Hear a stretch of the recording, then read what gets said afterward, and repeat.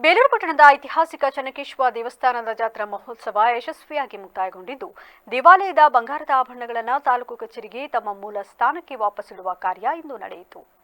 ಈ ಕುರಿತು ತಹಶೀಲ್ದಾರ್ ಶ್ರೀಧರ್ ಕಂಕನವಾಡಿ ಮಾತನಾಡಿ, ಜಾತ್ರಾ ಮಹೋತ್ಸವವು ವಿಜೃಂಭಣೆಯಿಂದ ನಡೆಯಿತು. ಇದೀಗ ಉತ್ಸವದ ಸಮಾಪ್ತಿಯೊಂದಿಗೆ ದೇವರ ಬಂಗಾರದ ಆಭರಣಗಳನ್ನು ಸುರಕ್ಷಿತವಾಗಿ ಮೂಲ ಸ್ಥಳಕ್ಕೆ ಇರಿಸಲಾಗುತ್ತಿದೆ. ಮುಂದಿನ ಜಾತ್ರೆವರೆಗೆ ಅವುಗಳನ್ನು ಸೀಲ್ ಮಾಡಿ ಪೊಲೀಸರ ಕಟ್ಟುನಿಟ್ಟಿನ ಬಂದೋಬಸ್ತ್ನಲ್ಲಿ ಸಂರಕ್ಷಿಸಲಾಗುತ್ತದೆ ಎಂದು ಹೇಳಿದರು. ಹಾಗೂ ಉತ್ಸವ ಯಶಸ್ವಿಯಾಗಿ ನೆರವೇರಲು ಸಹಕರಿಸಿದ ಎಲ್ಲರಿಗೂ ಧನ್ಯವಾದಗಳನ್ನು ಅರ್ಪಿಸಿದರು. ಬೇಲೂರು ಚೆನ್ನಕೇಶವ ದೇವಸ್ಥಾನದ ಜಾತ್ರಾ ಮಹೋತ್ಸವ ಮುಕ್ತವಾಗಿ ಬಂಗಾರದ ಆಭರಣಗಳನ್ನು ತಮ್ಮ ಮೂಲ ಸ್ಥಾನಕ್ಕೆ ವಾಪಸ್ ಇಡ್ತಾ ಇದ್ದೀವಿ. ಮುಂದಿನ ಜಾತ್ರೆವರೆಗೂ ಹೋಗಿ ಎಲ್ಲ ಸೀಲ್ ಆಗಿ ಪೊಲೀಸರ ಬಂದೋಬಸ್ತಲ್ಲಿ